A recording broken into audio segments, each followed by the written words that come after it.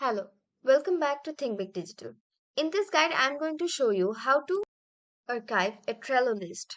For that, we will just tap on any boards that has been created, or you can just create a new board and then just tap on the board.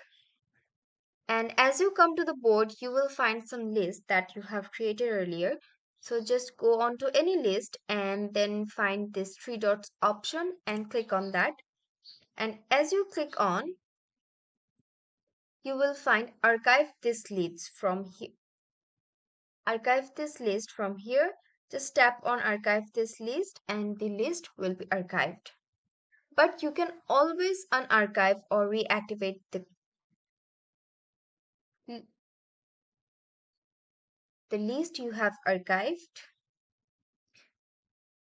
But you can always reactivate the list you have archived. Just go on to the menu bar option and find archived items. Go to switch to list and you will find the things that you have archived earlier. And if you send this to board again, just tap on send to board and the list will be again added in the board you have created. And now if you want to delete or archive all the list from this card or all the cards from this list, you can just tap on this three dots option again and just tap on archive all cards in this list. This will remove the cards in this list from the board. To view archived cards and bring them back to the board, click on menu and archive items. We already know how to archive the items back. So just tap on archive all.